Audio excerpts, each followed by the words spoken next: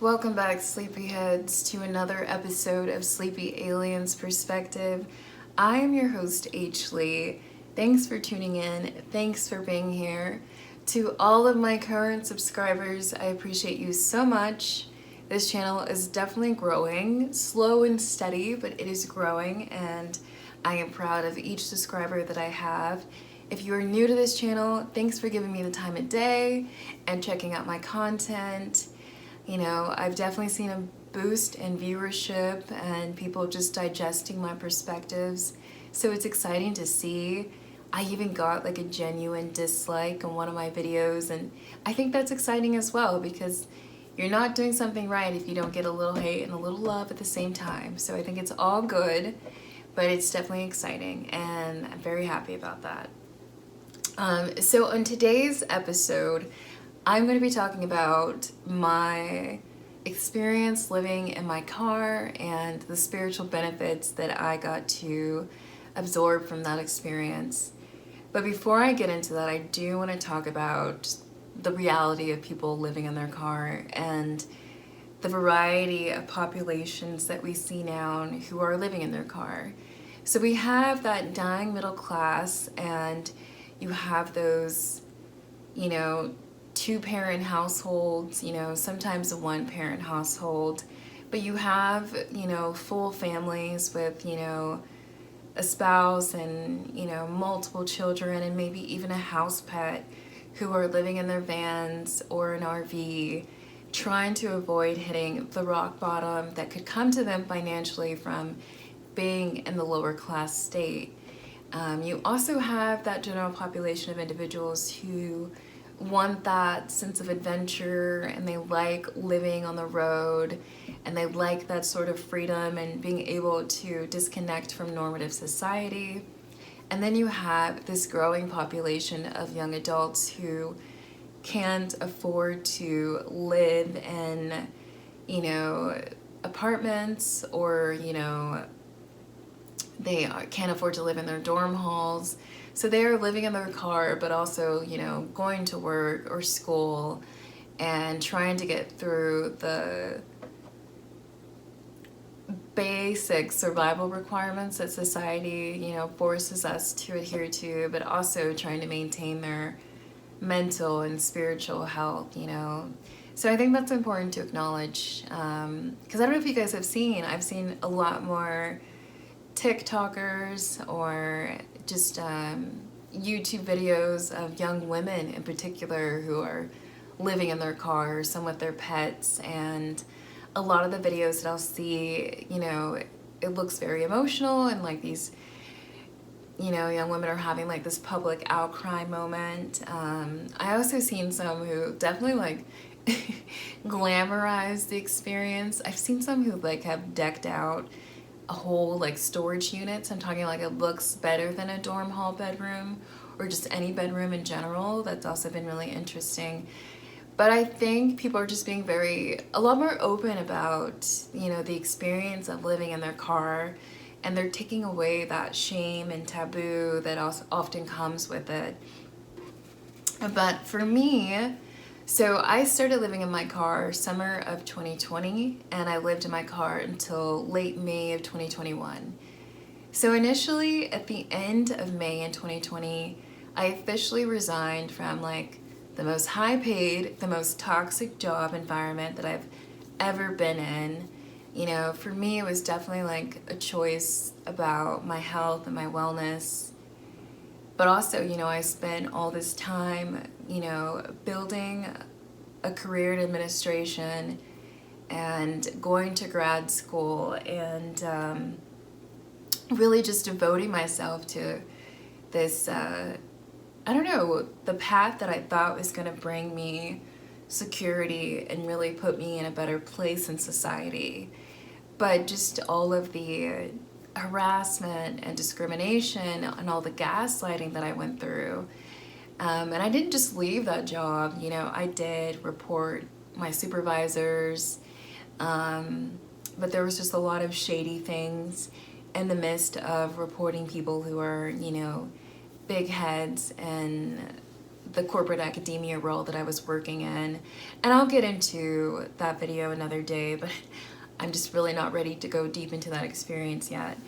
But I left that job, and when I resigned, I was in this weird, not so super mentally stable place where I was like, okay, what am I gonna do now? And when I was working in corporate academia, I always did my art stuff on the side. So I was always doing different writing projects. And if you don't know, I am a musician.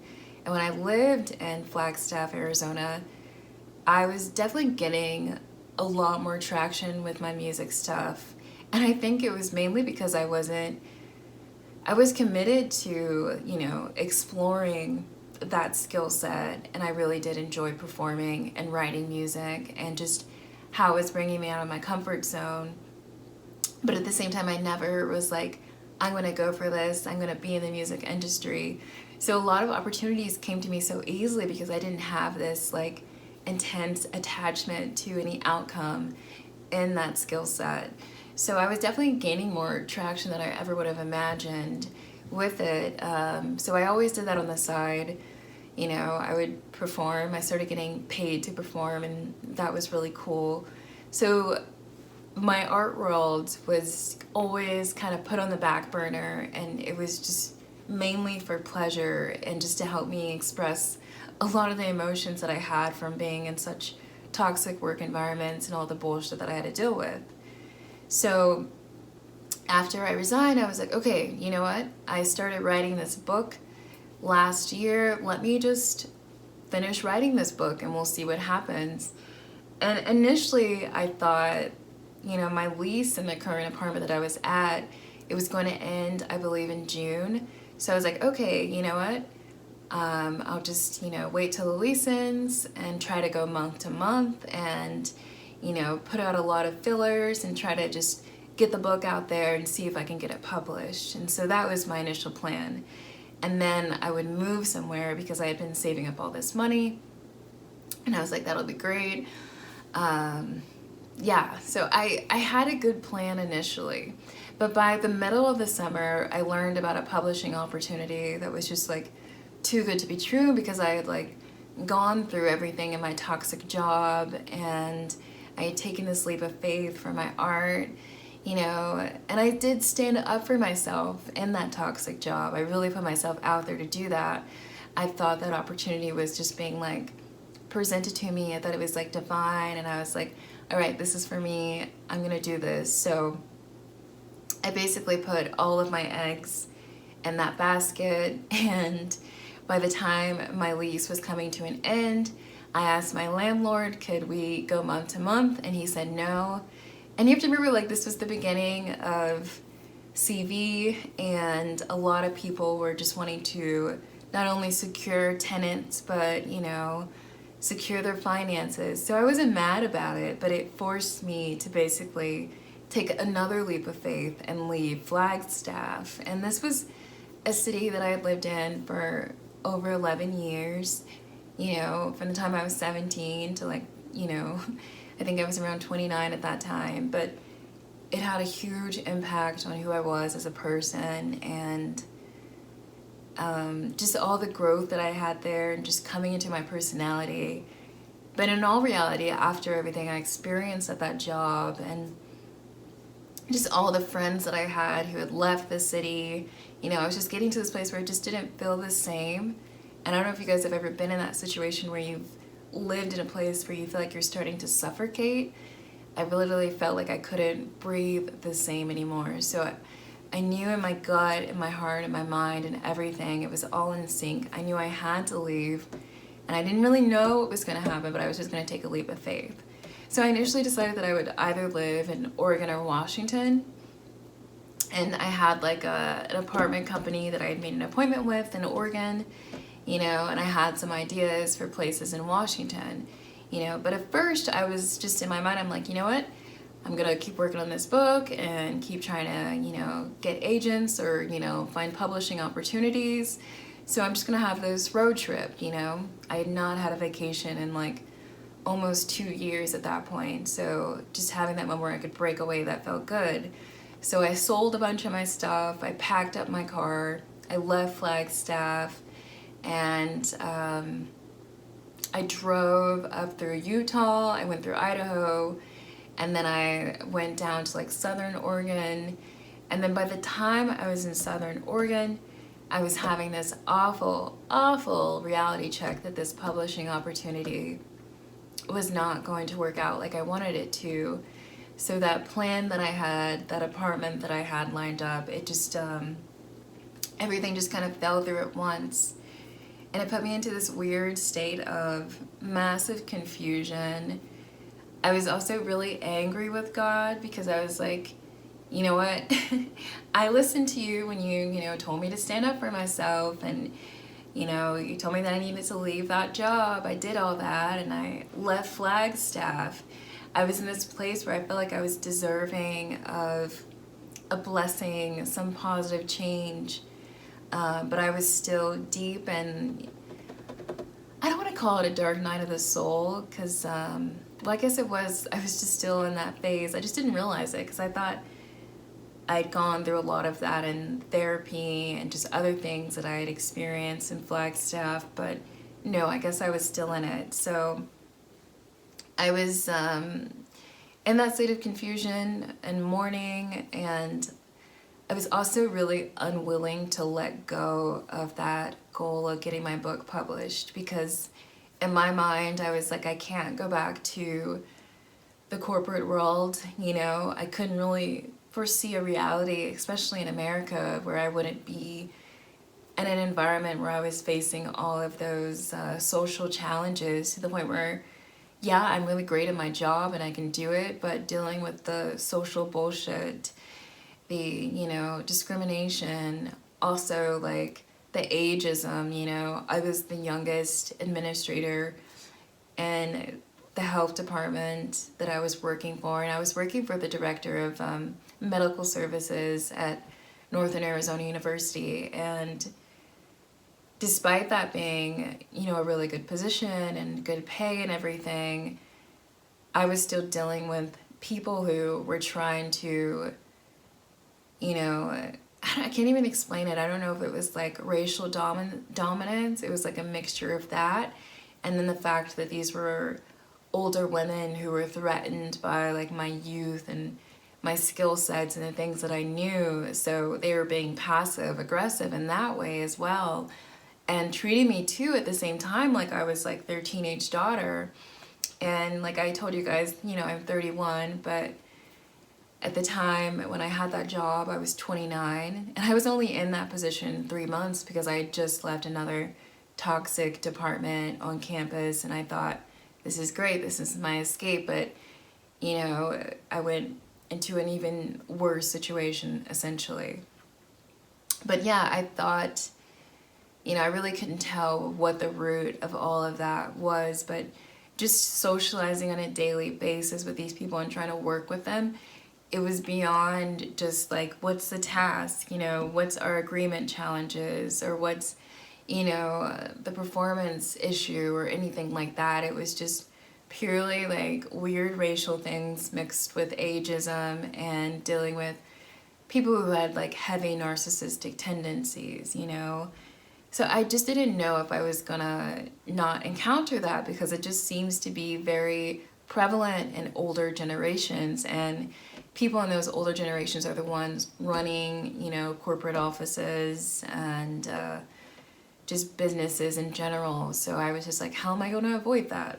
And so in my mind, I really had to make my artistic career work, which is why, which is just one reason why I embraced, the experience of living in my car, because I didn't know what else I was going to fucking do. I was like, I have to make my own way at this point, because I can't go back to that. I don't know if I can ever really work in an office again.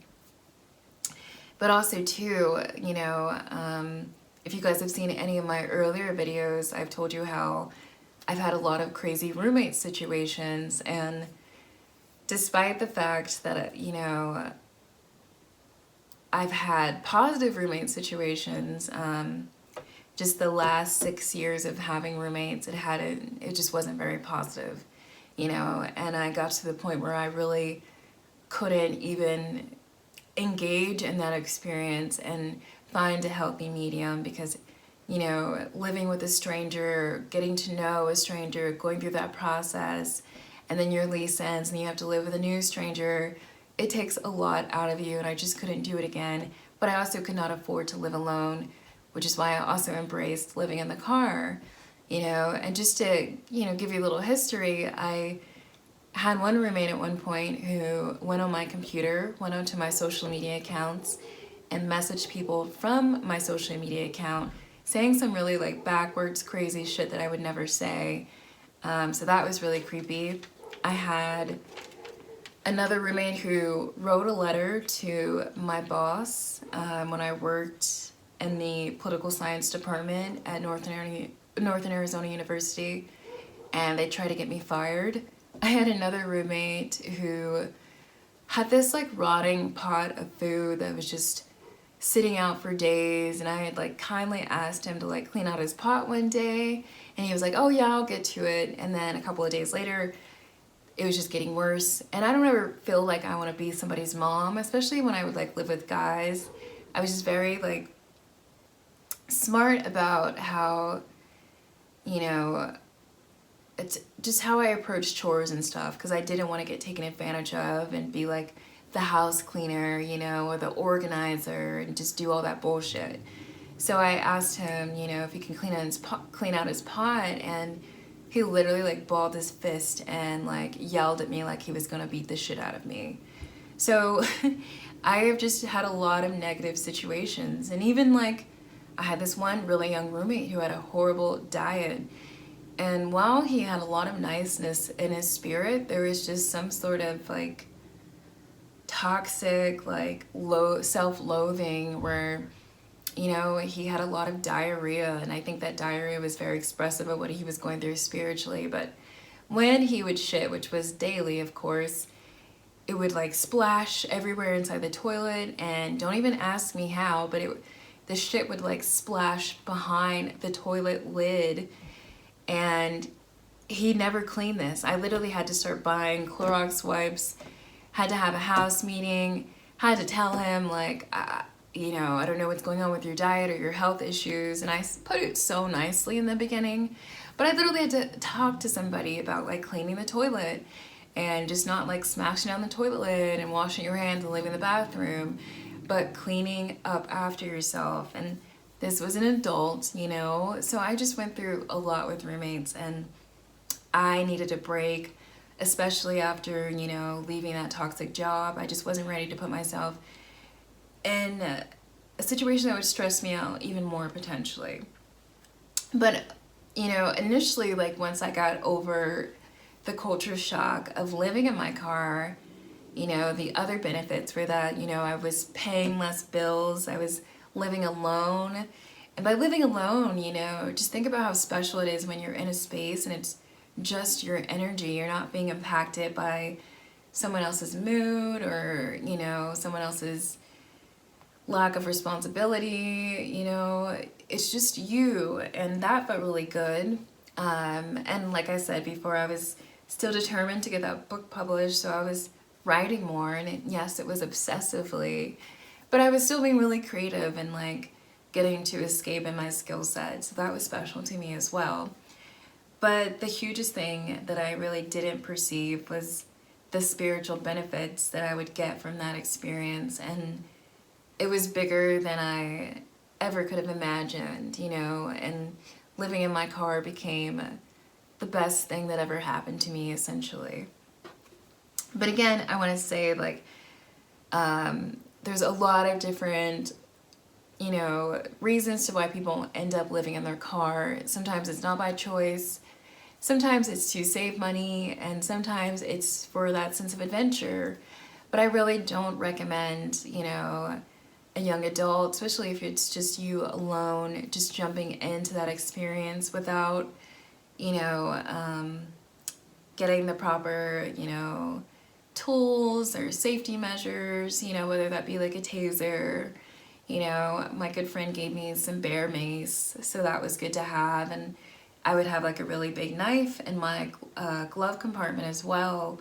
So just being really smart about how you insulate your car, how you weatherproof it, being prepared for the fact that you are not going to eat a lot of warm meals.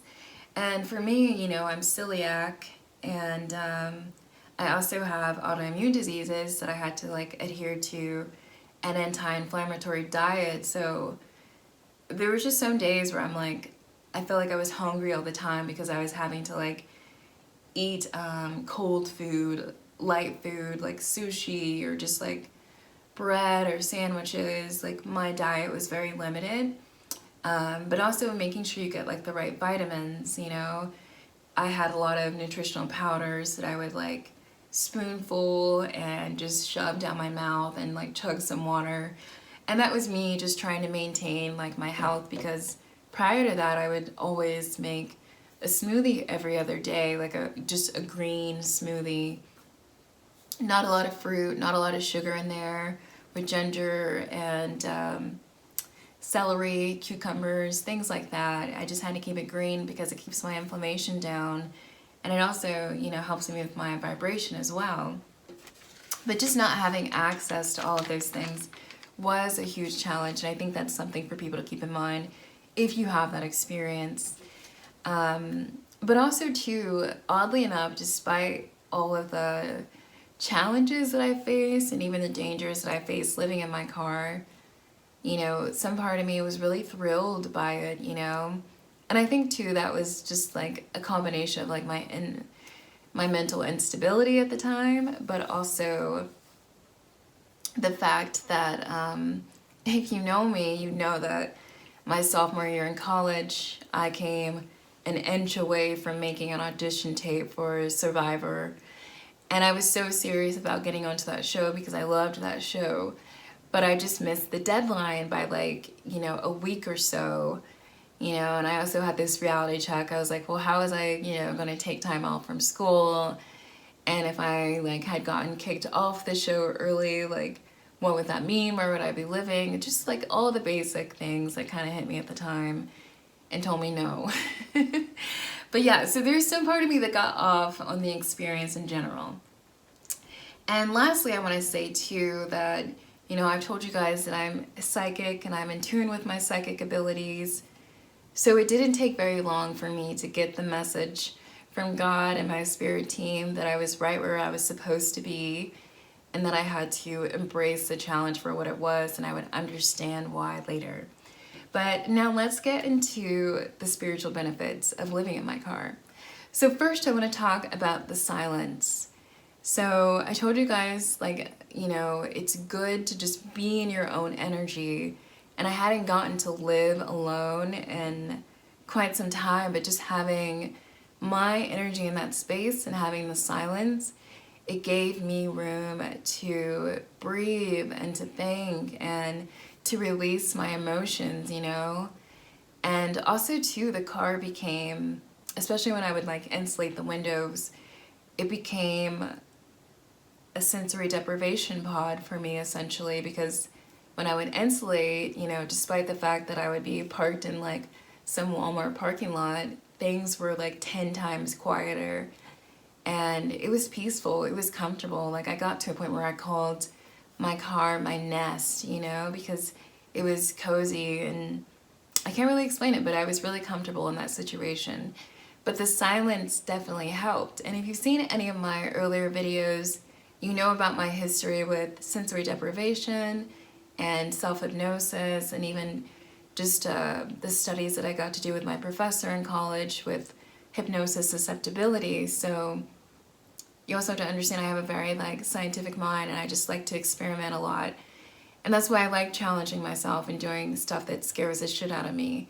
But yeah, when I realized that my car was like my personal transportable sensory pod, you know, and that the silence that I got to have was going to be very beneficial to my healing process, it made me embrace things even further. So the silence is definitely benefit number one there. Next up, I want to talk about the fact that in conjunction with the silence, I had less distractions. So having less distractions is that second benefit, you know, to living in your car. And it's spiritual because when you aren't distracted by bills, you know, household chores, and even though I did have like chores living in my car, it was nothing compared to like living in an apartment or a house and like dealing with roommates, or two, because I was in this deep state of healing. I really disconnected from a lot of people socially. And so that also, having less social obligations, that gave me the space that I needed to heal as well. But having those less responsibilities and less financial obligations, that freed my mind up from a lot of daily thoughts and stressors. So that gave my mind the space to really process a lot of the things that I went through, whether it was, you know, my toxic job or the state of my career and what I wanted for myself.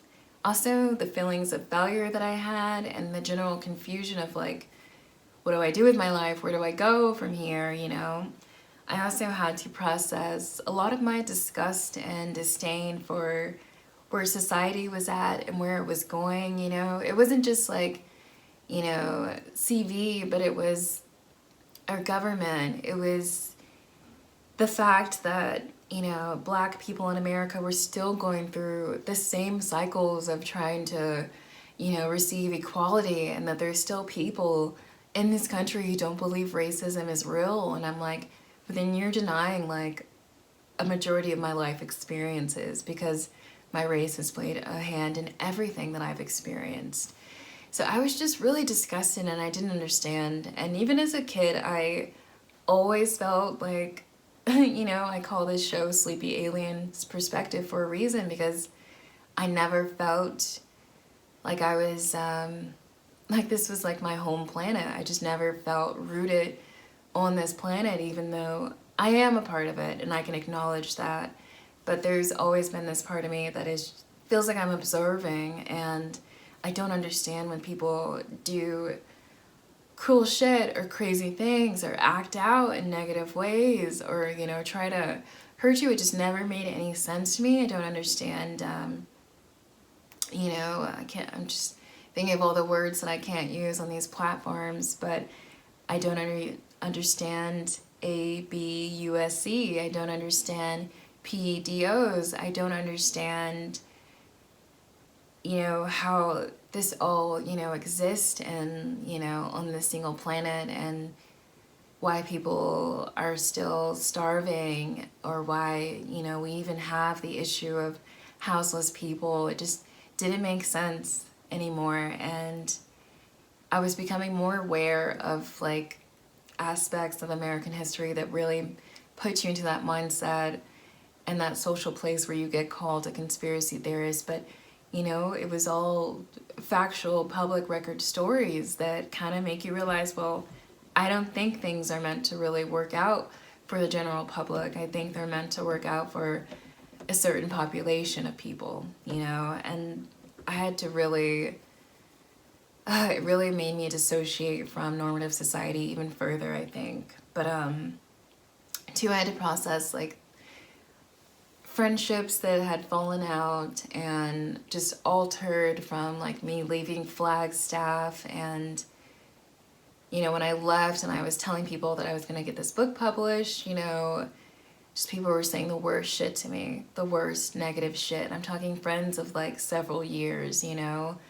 And I did have supportive friends, you know, and that was really heartwarming. But it was also very heartbreaking to deal with the ones who weren't supportive.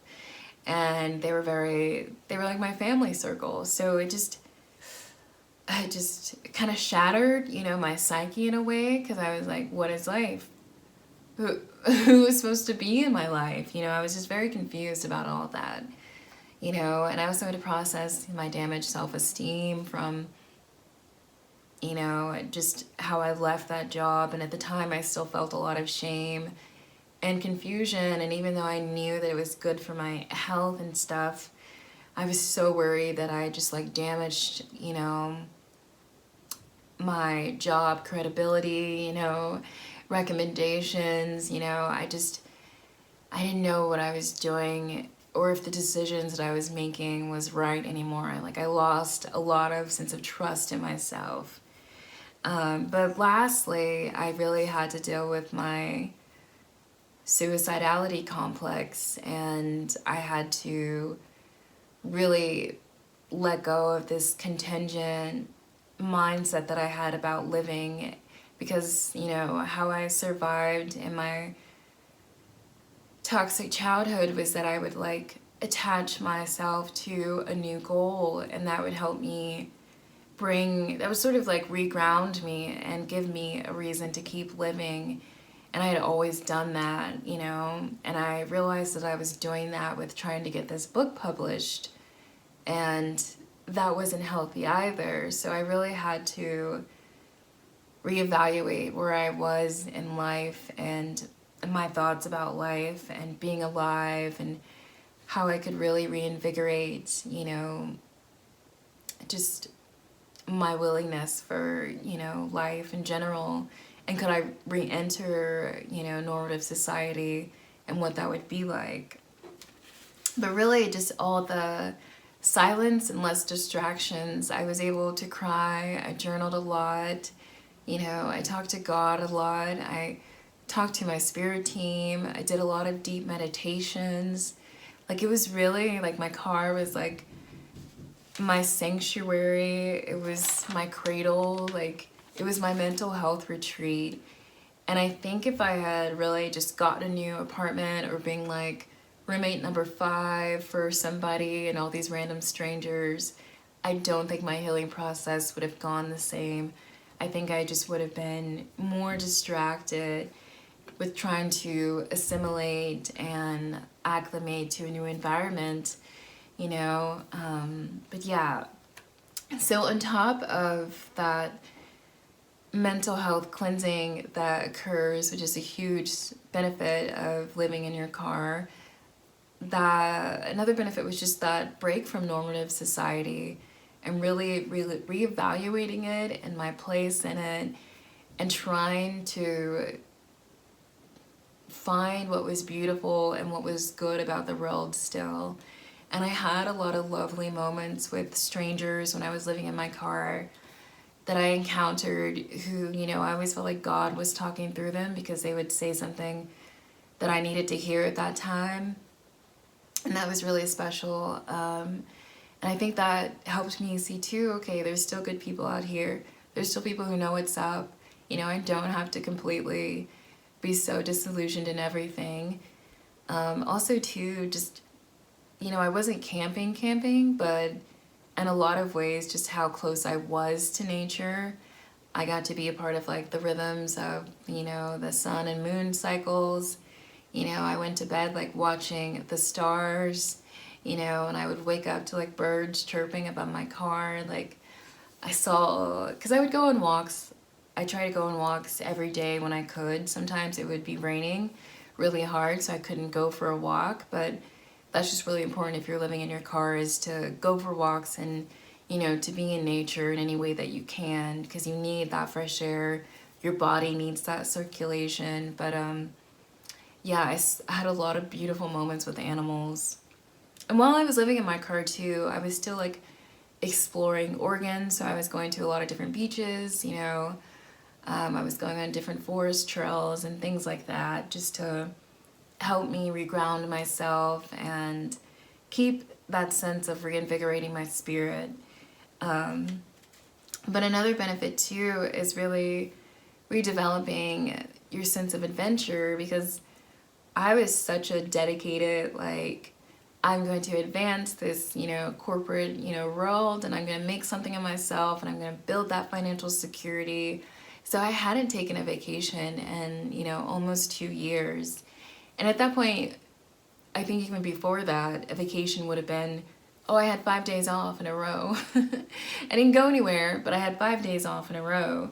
So just getting to like travel, and I love road trips and just driving and just seeing new places.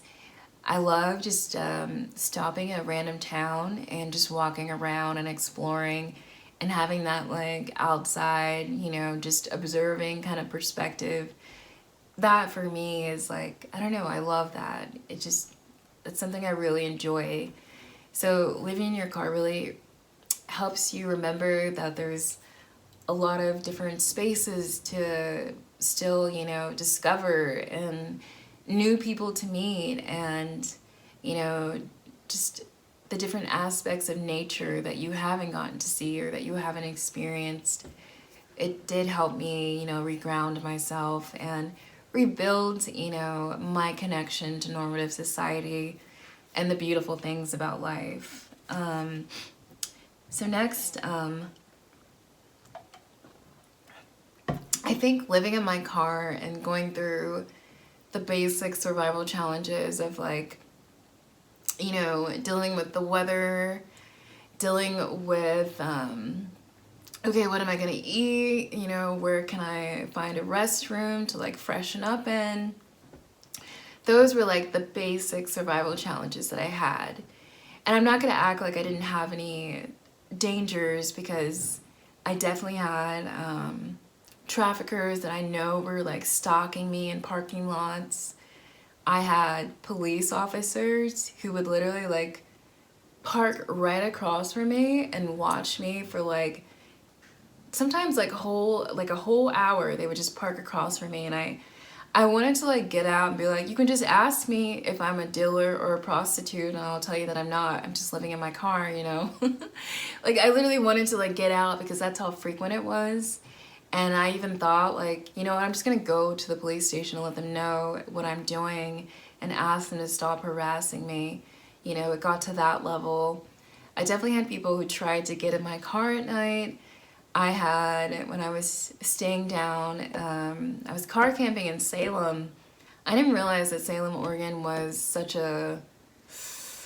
it's become such a kind of rundown place, but I had this coworker at the university who was from there, and she made it seem like it was beautiful, like it was like, you know, upbeat, like this little, I don't know, cultural metropolitan and almost in a way. So I was like, yeah, I'll car camp down there for a while. But it was not that. And I was staying in the safer Walmart parking lot at the time.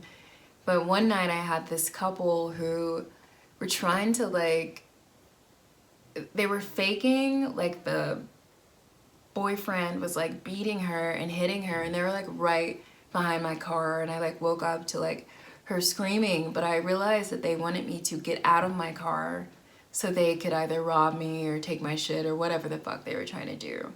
And then on another night, and this is happening as like the forest fires were going on in Oregon, summer of 2020. And in Salem, I was like close to one of the fire territories, and so the sky was getting super orange. There was a lot of debris in the air. I had to get my windows up, but I was staying at that Walmart parking lot, and the Home Depot was on the other side.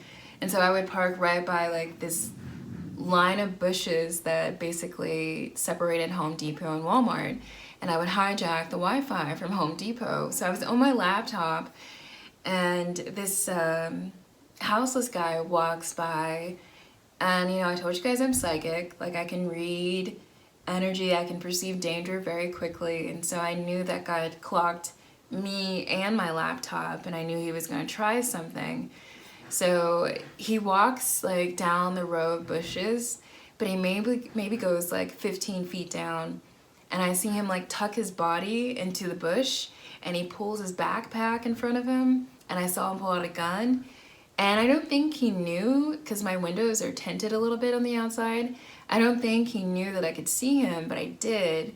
And so I could see him coming back towards me, and maybe when he got like 7 feet away from the passenger side of the car, I basically like started the engine, and he froze. He just like stood there, and he was trying to like hide the gun still. And then I just drove to like 2 parking lanes ahead of me, and I turned around so I could see what he was going to do.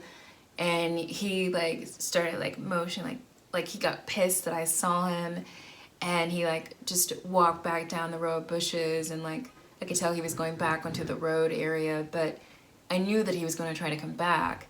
So the fires are happening, and all these people who have been displaced from the fires are parking in the Walmart now, and they're in these RVs. And this guy didn't think that, I mean, I had a feeling that he was going to come back. I just intuitively knew, but he came back. But when he saw all the RVs, I could see him again get really pissed, and he went back. And at that point, you know, I was still obsessively trying to get this book published, you know.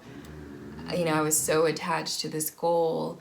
But my friend, my good friend, basically was, you know, telling me that I needed to come up to Vancouver, Washington, and, you know, stay with her for a little bit until the fire stuff dies down.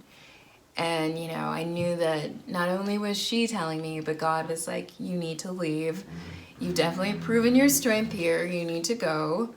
So I left. And, but like I was saying, like I had a lot of challenges on a daily basis. And because of the way I grew up, and because, you know, I had to live with my childhood predator, there was some part of me that was used to being in dangerous situations, and I don't know, I just had way too much of a tolerance for it, and I knew what like signs to look for. And you know, your intuition, you get more premonitions or psychic messages when you're in danger sometimes.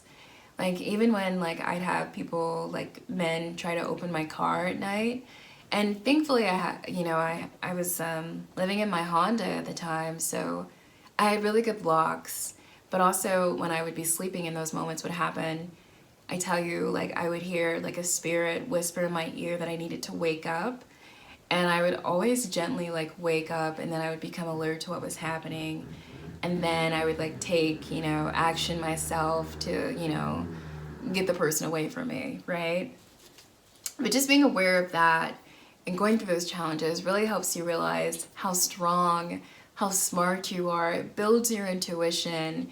It builds like that sense of survival that I think, because of American culture and technology, that we've all lost that sense of. Because, you know, I'm very aware of my past lives. I'm very aware of what life was like before, you know, capitalism and industrialization. Like I remember just doing like those basic daily chores to make sure you had food and you took care of your land. But outside of that, you got to work on your craft and be in nature and talk to people. And life was, I remember what that feels like. And I felt like I got to reconnect with that part of my spirit. And I don't know, it was very special. But really not being naive to the reality of like the things that can happen to you. And yes, there's all these things that we have now that can protect us, but still being in touch with like your survival system, I think that is key. And I think that's a huge benefit to living in your car. And spiritually, it like really empowers you, it boosts you, and it gives you a new sense of strength that you would have not had you, you know, just been living in an apartment or a house, you know, with all those basic amenities and comforts. So another benefit just on top of that is like the spiritual flexibility. So think about the fact that you are healing, you are adapting to a whole new experience, you are learning new things about yourself, you are on this sense of adventure, your consciousness is expanding, and that is increasing your spiritual flexibility. So not only are you able to adapt to something new, but your awareness is allowing you to grasp new spiritual concepts. And I tell you, that silence and having less distractions, while I was living in my car, it helped me. Basically, I had a very clear communication channel with God and like my spirit team. Like it was, every message that I would get was very clear, very fast, you know. But also think about the fact that, you know, normally if you're working on your spirituality and your healing, and you're just in an apartment or a home, you can have a codependency on not only spiritual tools, but also, you know, luxury comforts or even relationships. You know, you have a codependency on all those things to attain a sense of spiritual wellness and groundedness, you know, or a sense of peace as well. But when you take away all those things, it creates this whole new level of flexibility to what, you know, you can interpret and what you can perceive spiritually. And I think that's so cool. Like, I don't know, I think about the Matrix when they're outside of the Matrix, where they really have to rely on like those basic, I don't know, means of survival and deal with like the lackluster of, you know, all the things that normally would be provided in the Matrix and make life more appealing and exciting.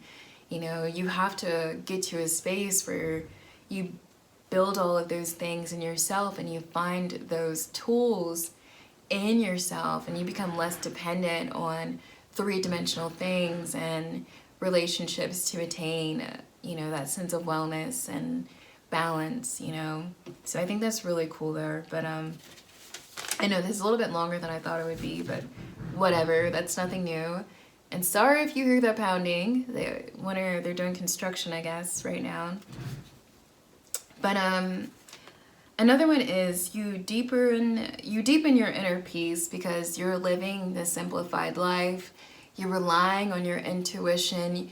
You're healing. You're making peace with, you know, a lot of the harsh realities in the world, and you're able to see normative society not only in the truth that it is, but you're able to see it for what it could be still, you know. And like I said before, like just being closer to nature, you know, waking up to birds chirping. And I saw a really cool comet one night right over a Walmart parking lot.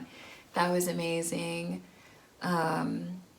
Just the stars were really beautiful as well. I don't know. There's a lot of peaceful things about it. And it got to the point where, like, I had friends who would be like, you know, you can always park in front of my house or whatever. And I'd be like, no, actually, like, I like staying at the Walmart parking lot. I like how peaceful it was. You know, I got used to just that sense of freedom that you get from the experience. But when you really embrace living in your car and everything that comes with it, and you know, you're able to balance your energy in that state, it just definitely brings you to a new level of like internal serenity, because there's a lot of sense of pride and empowerment that you get from all of that. But also spiritually, you're just like, oh, fuck, I'm a bit of a badass here, so that feels really good too.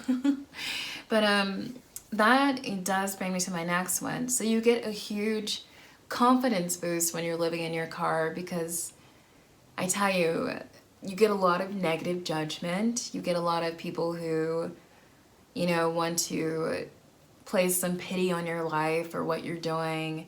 Just a lot of misconceptions about who you are and what you're experiencing. So being able to not let that negative energy impact you and to maintain a sense of pride and confidence in your decision in your situation, that just gives you a huge boost of empowerment and confidence and strength, and really helps you find a new level in your sense of self that you didn't know existed. But yeah, I think too, the pity really annoyed me, because I've always gotten this since I was a kid, that poor, sad black girl pity that you get from people. But I'm like, yes, so there's some things you can say are sad about my situation, yes, but don't project that if I'm not expressing that to you. You know, we have to have some emotional boundaries there, you know. But that was really annoying for me. The last benefit that I really want to mention is the expansion of your sense of gratitude. You know, I mentioned some of the challenges that I was facing on a basic level, and like the predator challenges that I had to deal with, but also the fact that I always got what I needed. I always had a safe place to park. the police never like truly approached me or even knocked on my car door. Like even like the people that I know were like stalking me, you know, the people that I assumed to be traffickers, you know, they were never able to touch me or even get to me, you know. It just gave me a space where I realized, wow, I'm really protected. I am looked after, you know, I am loved by the universe, by God. You know, it just put me in a deeper space of gratitude. Even when I, you know, had a really good meal in the car, I was very grateful for that. Or, you know, the moments when I was able to release emotions, there was just so much beauty and so much, you know, there's just so much to be grateful for. You know, I get a little choked up when I talk about it because it's a beautiful thing. And when I tell you I was so divinely protected, you know, I was able to see the different spirits that would like stand around my car at night. And I tell you, they were my ancestors. And I tell you, some of them had spears in their hands. That's how like ancient they were. But I slept like a baby in that car. You know, I slept really deep and I slept long, you know. And even when I got to the point where I let go of like the goal of getting my book published, and you know, I was like, okay, let me get a job, and I started working at New Seasons. You know, I had so many supportive coworkers, and you know, my good friend who lives in Vancouver, she was so supportive and helpful during that time. I just had a lot of people who still cared and, you know, wanted to make sure that I had what I needed. So I never felt like I was truly without, you know. There are definitely annoying moments when you live in your car or just